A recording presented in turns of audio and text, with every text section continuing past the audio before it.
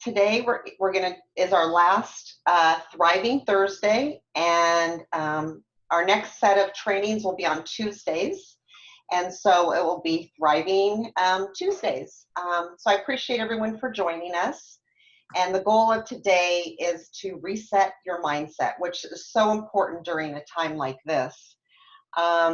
So the objectives for today, is it stuck? Uh-oh. Let me see if I can help you. Okay, thank you. Oh, there we go. The objectives for today are to focus on what you can control, reframe your negative thoughts into positive thoughts, understand the importance of a gratitude journal, and learn HeartMath stress management breathing techniques.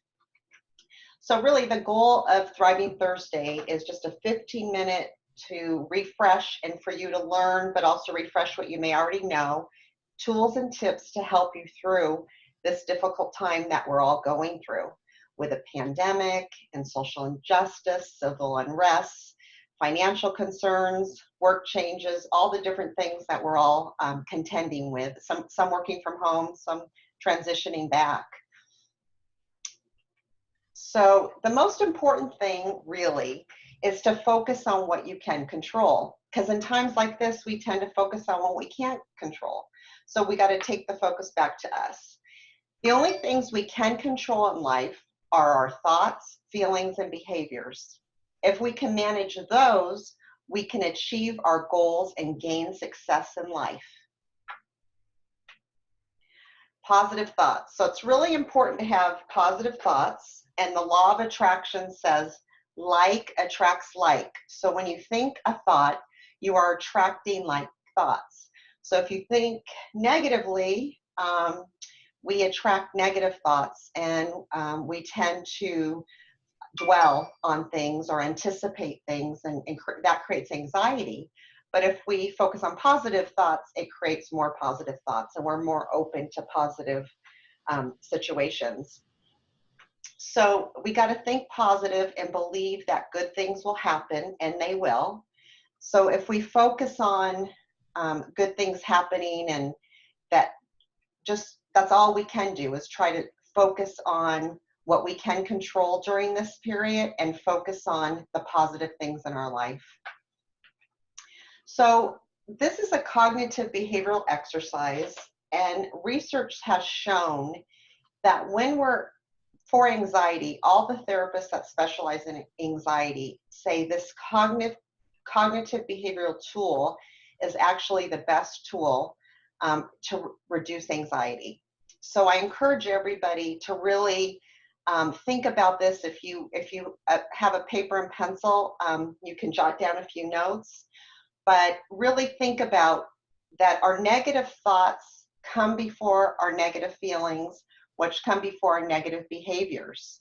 So a lot of times we're feeling anxious or sad and we don't know why. So we want to get in touch with the negative thought that's the driving that. So the activating event right now for many people is COVID-19 pandemic. And so a negative thought could be, the pandemic will never end, and it may be a long time before we have a vaccine. We will need to continue to social isolate. The negative feeling associated with that is sadness, anxiety, overwhelm, hopelessness. Some behaviors when we feel like that are fatigue, isolation, poor concentration. So we want to challenge that belief. And the way you can challenge negative beliefs and thoughts is to think of situations you've been through before. We've all been through difficult times before, and we've shown resilience. So think of a time where you got through a difficult time, and what resilience you showed through that, and how you got through it, and how at the time you were going through it, maybe you didn't think you'd get through it. And this could be related to a breakup of a relationship, a loss of a loved one, a loss of a job, many things that you may have been through in your life. So when you think about that, you do have the resilience, that you can get through difficult times, you can reframe your thoughts. and think, okay, let me try to focus on what I can control. I will reach out to family and friends while practicing safety measures. I can reach out to family and friends via Zoom. There's a lot of different things you can do. And once you're more open and more positive, those things come to you and you can think more clearly. So when you focus on what you can control, you can feel more empowered, hopeful, content, and calm. And when we feel those ways and when we think more positively, we're more open to reaching out to family and friends, feeling more motivated and more optimistic.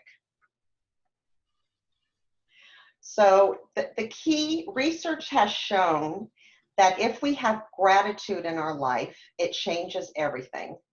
So I always encourage my clients to begin their day and end their day with gratitude and joy.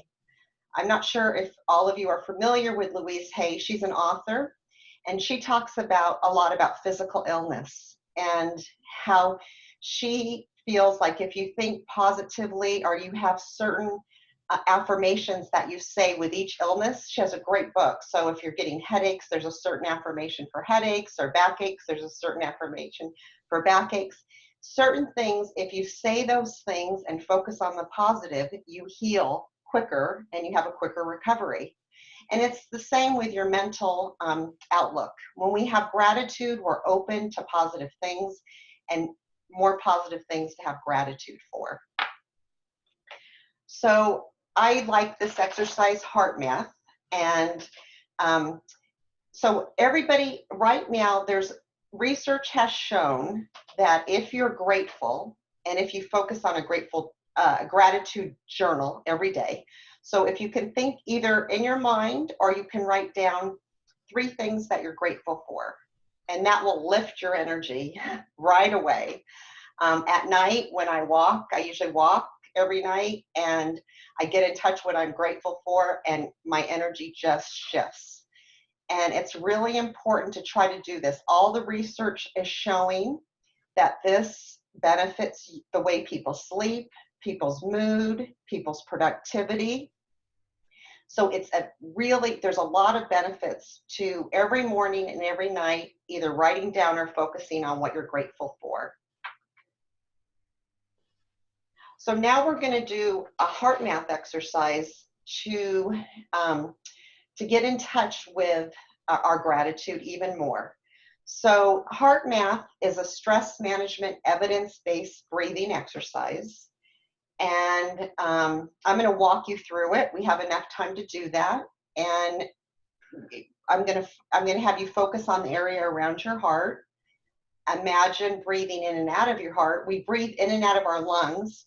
But for the purposes of this exercise, we're going to breathe in and out of our heart.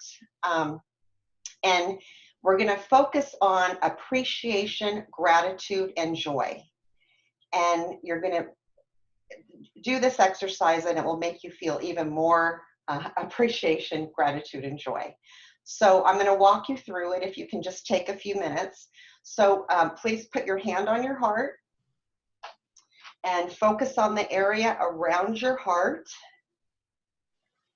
and imagine as if you can breathe in through your heart and out through your heart, and in through your heart and out through your heart, and in through your heart and out through your heart. And you can do this with your eyes open or closed. And pay attention. If you're able to sit right now, let the chair hold you or the couch hold you up versus you holding yourself up. If you have that, if you're able to do that, or if you're sitting. But you want to try to relax while you're doing this exercise, and you're scanning your body where you carry stress in your body. So if you carry it in your neck, your shoulders, your back, your stomach, wherever you carry it, you want to send that area a heartfelt energy and unlock and unleash the energy and release it and breathe in a heartfelt energy. Okay, so imagine breathing in through your heart and out through your heart and breathing in through your heart and out through your heart. If there's any stress in your body, breathe in a heartfelt energy and breathe out the stress. Breathe out the tension and feel those muscles begin to relax. So breathe in through your heart and out through your heart. Imagine breathing in through your heart and out through your heart. Feel your body begin to relax and the muscles begin to relax as you're breathing in at your own pace and breathing out. And as you're doing this, focus on 3 things you're grateful for in your life right now. And as you're doing that, breathe that in, take that in, savor it in each cell of your body as you're continuing to breathe in and breathe out. Imagine breathing in through your heart and out through your heart. Allowing yourselves to relax and get in touch of everything, of 3 things you're grateful for right this minute, and breathe those 3 things in.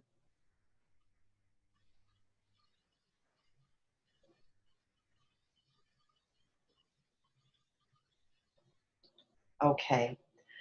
Hopefully you were able to begin to do this and begin to relax a little bit, but you can look this up.